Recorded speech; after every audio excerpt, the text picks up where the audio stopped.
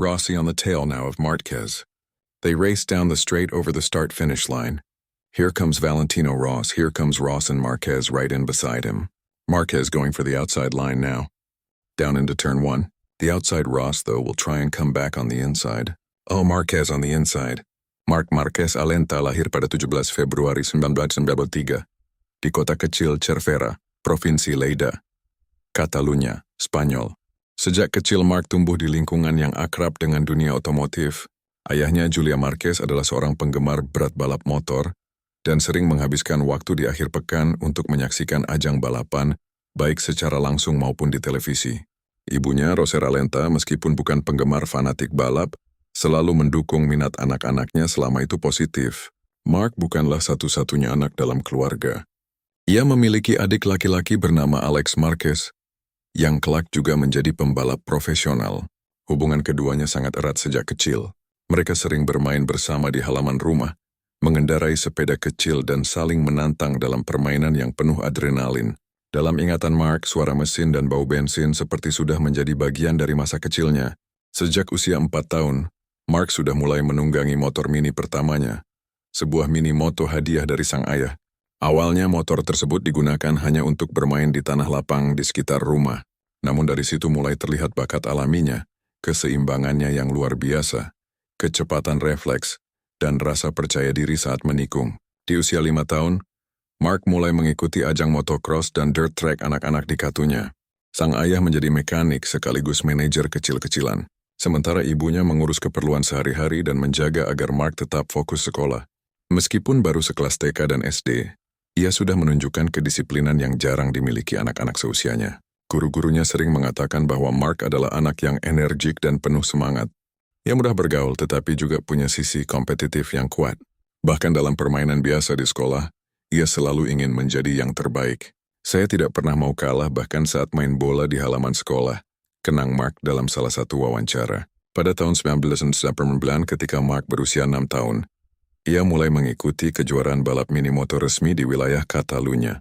Walaupun tubuhnya kecil, teknik balapnya membuat banyak orang terpana.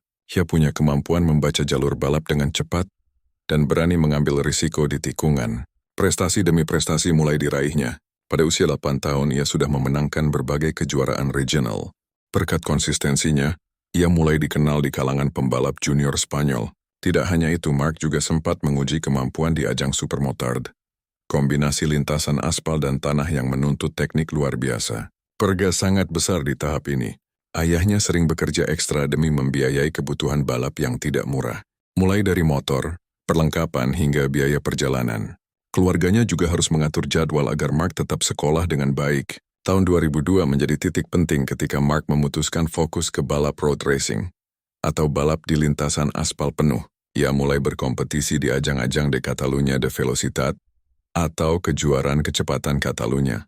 Meskipun harus melawan pembalap yang lebih tua, Marc berhasil menunjukkan performa impresif. Puncaknya terjadi pada tahun 2004 saat ia dilirik oleh Catalunya Caixa Repsol Team, sebuah tim pembinaan pembalap muda. Tim ini memiliki koneksi dengan kompetisi yang lebih tinggi termasuk CEV Buckler, atau kejuaraan balap Spanyol yang menjadi gerbang menuju MotoGP. Tahun 2007 di usia 14 tahun, Marc Marquez resmi mengikuti CEV Buckler 105cc. Tahun pertama memang penuh tantangan. Ia harus beradaptasi dengan motor yang lebih bertenaga, strategi balap yang lebih kompleks serta tekanan kompetisi profesional. Namun ia belajar dengan cepat. Meskipun belum menjadi juara, penampilannya konsisten di papan tengah dan ini menarik perhatian para pengamat. Marc dikenal sebagai pembalap yang berani mengambil risiko di tikungan dan jarang takut duel dengan pembalap lain. Sifat agresifnya inilah yang kemudian menjadi ciri khasnya di masa depan. Hanya setahun berselang pada tahun 2008, bakat Marc membuatnya direkrut oleh KTM Repsol untuk berkompetisi di ajang MotoGP kelas 125cc. Ini adalah pintu masuk ke dunia balap motor paling bergengsi. Meskipun statusnya masih rookie, ia berhasil mengamankan poin di beberapa seri. Tahun 2009 menjadi tahun pembuktian. Marc meraih podium pertamanya di seri Prancis, dan semakin dikenal di padok MotoGP sebagai calon bintang besar. Media mulai meliput kisahnya dan para sponsor melihat potensi komersialnya. Bahkan di usia remaja Marc sudah memiliki gaya balap yang unik. Ia terkenal sering menundukkan tubuh ekstrem, hingga sikunya menyentuh aspal. Teknik ini menjadi trademarknya. Saat itu, teknik ini belum umum dilakukan pembalap lain sehingga banyak yang terkejut melihat keberaniannya. Mark juga memiliki kemampuan luar biasa dalam mengatur strategi balapan. Ia tidak hanya cepat di satu lap, tetapi juga mampu mempertahankan ritme dan melakukan overtake di momen-momen krusial. Babak awal kehidupan Marc Marquez ditandai dengan kombinasi talenta alami, kerja keras dan dukungan keluarga yang luar biasa. Dari bocah kecil di Cervera yang bermain dengan minimoto, ia kini telah berdiri di pintu gerbang kejayaan dunia. Memasuki tahun 2010, Mark sudah menjadi salah satu pembalap muda paling berbakat di kelas 125cc.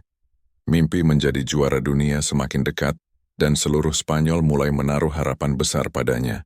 Memasuki musim 2010, Marc Marquez sudah bukan sekedar anak baru di MotoGP kelas 125cc.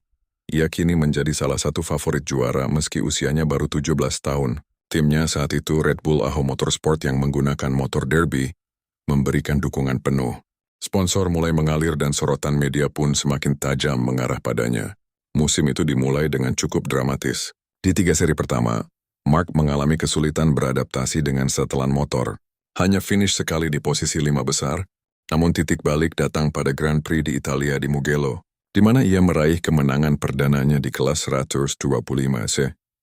Sejak itu kepercayaan dirinya meningkat pesat. Setelah kemenangan di Mugello, Mark seperti mesin yang tak bisa dihentikan. Ia mencatatkan 5 kemenangan beruntun di seri berikutnya. Silverstone, Assen, Catalunya, dan Sachsenring.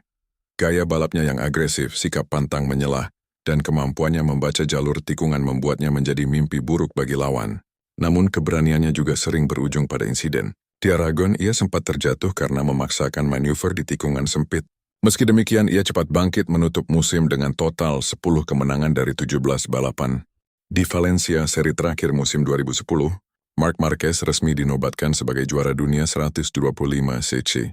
Ia menjadi pembalap termuda kedua dalam sejarah yang meraih gelar juara dunia di kelas tersebut, mengalahkan nama-nama besar seperti Nicky Roll dan Paul Espargaro. Tahun 2011, Mark naik ke kelas Moto2 bersama tim Catalunya Kaisa Repsol menggunakan motor Suter. Banyak yang meragukan kemampuannya karena Moto2 adalah kelas yang penuh pembalap berpengalaman dan motor yang jauh lebih berat serta bertenaga. Awal musim memang sulit. Di 3 seri pertama, ia bahkan tidak pernah finish di podium. Tapi seperti biasa, Mark belajar dengan cepat. Seri Prancis menjadi titik kebangkitan di mana ia meraih kemenangan perdananya di Moto2. Dari situ, ia mulai mendominasi. 7 kemenangan dari 9 balapan berikutnya membuatnya menjadi penantang serius Stephen Bradl untuk perebutan gelar juara dunia. Sayangnya nasib berkata lain. Pada sesi latihan bebas Grand Prix Malaysia di Sepang, Mark mengalami kecelakaan hebat. Ia terjatuh dengan kecepatan tinggi dan mengalami cedera mata diplopia yang membuat penglihatannya ganda. Cedera ini memaksanya mundur dari sisa musim mengakhiri peluangnya merebut gelar juara dunia. Masa pemulihan berlangsung berbulan-bulan. Bahkan ada kekhawatiran bahwa cedera tersebut bisa mengakhiri karirnya. Namun dengan rehabilitasi intensif dan semangat pantang menyerah, Mark berhasil kembali. Musim 2012 menjadi ajang pembuktian. Mark kembali ke lintasan Moto2 dengan tekad yang lebih besar. Di seri pembuka di Qatar, ia langsung menunjukkan kelasnya dengan kemenangan meyakinkan.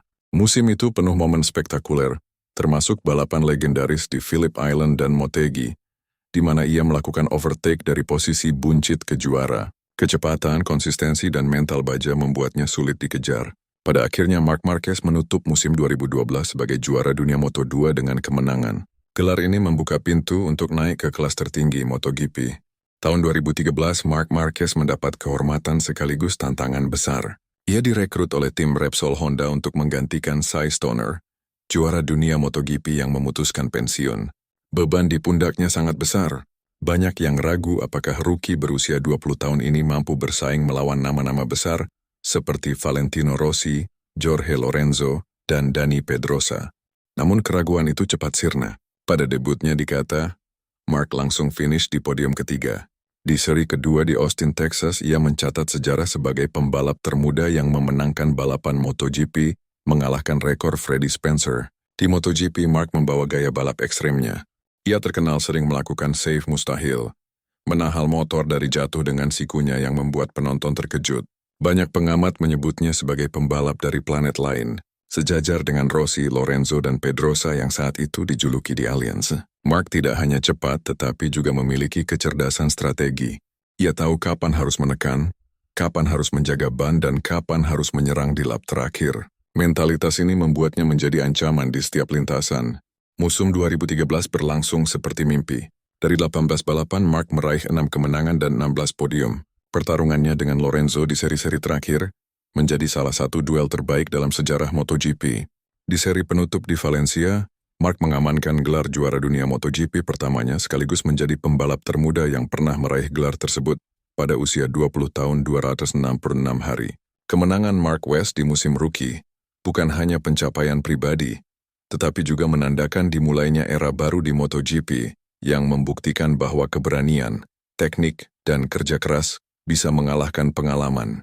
Namun perjalanan menuju kejayaan sejati baru saja dimulai. Tantangan mempertahankan gelar, rivalitas sengit, dan ujian fisik maupun mental menantinya di musim-musim berikutnya. Setelah menyabet gelar MotoGP pada musim debutnya di 2013, Marquez mengawali periode dominasinya di dunia balap motor.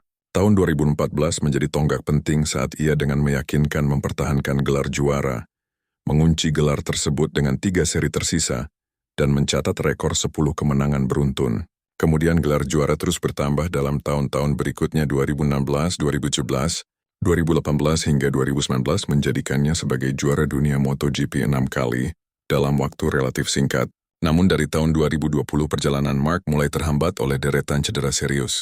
Awalnya ia patah lengan di awal musim yang memerlukan beberapa operasi dan memicu masa paling sulit dalam karirnya. Cedera berikutnya termasuk gegar otak hingga gangguan penglihatan diplopia, hingga membuatnya harus absen dari banyak seri. Karir yang semula terus menanjak mendadak terpuruk, dan bahkan pensiun sempat terlihat mungkin. Namun keberanian dan semangat pantang menyerah muncul kembali. Pada akhir musim 2023, Mark membuat keputusan besar berpisah dengan Honda, tim di mana ia meraih 6 gelar dunia dan bergabung dengan Gresini Racing Ducati. Meski itu adalah tim satelit dan tidak menjanjikan gaji besar dibandingkan dengan Honda, ia ingin membuktikan kemampuannya kembali. Musim 2024 menunjukkan kemajuan pesat. Mark meraih 3 kemenangan, beberapa podium, dan finish peringkat ketiga klasemen akhir penampilan terbaiknya sejak 2019. Langkah selanjutnya adalah bergabung dengan tim pabrikan Ducati Lenovo pada 2025, mengendarai motor terdepan di GR balap. Musim MotoGP 2025 menjadi cerita kebangkitan Mark secara penuh. Sejak seri pembuka di Thailand, Mark tampil sempurna, meraih poin maksimal dari sprint dan balapan utama, sehingga memimpin klasemen awal dengan 37 poin. Ia terus memperlebar keunggulan di seri Argentina, dengan sapuan kemenangan baik sprint maupun main race. Hingga 10 seri pertama, Mark dan adiknya Alex selalu mengisi 2 posisi teratas podium sprint. Mark meraih 6 kemenangan Grand Prix, Thailand, Argentina, Qatar, Aragon, Italia, Belanda dengan beberapa weekend sempurna, podium, sprint win, balapan utama, dan lap tercepat. Kuasanya semakin terlihat di Aragon, di mana ia mendominasi semua sesi, praktis, kualifikasi, sprint, warm-up. Balapan utama kali pertama menyamai performanya di Jerman 2015. Tak hanya itu, ia menyentuh rekor pribadi, menyentuh pole position ke-99 dan berpeluang tembus angka 100. Menjadikannya pembalap dengan jumlah pole terbanyak dalam sejarah Grand Prix dan MotoGP. Dominasi berlanjut di GP Republik Ceko, Brno. Mark mencetak kemenangan kelima beruntun menjadi pembalap Ducati pertama yang melakukan itu, memperlebar keunggulan klasmen menjadi 120 poin atas adiknya Alex. Secara keseluruhan, hingga Juli ia telah mencatat 8 kemenangan musim ini dan terus mengukuhkan dominasinya. Kini Mark berada sangat dekat dengan pencapaian bersejarah gelar juara dunia ke-9 secara total yang menyamai rekor Valentino Rossi. Legenda Jomo Agostini bahkan menyatakan kita seharusnya berlutut di hadapannya, bukan menghujatnya, sebagai bentuk penghormatan atas pencapaian luar biasanya. Strateginya ke depan adalah lebih konservatif, menjaga ritme, meminimalkan risiko agar bisa mempertahankan keunggulan meskipun tak selalu menang. Itulah kisah hidup Marc Marquez. Sekian video ini. Jangan lupa like, komen, dan subscribe. Sampai jumpa.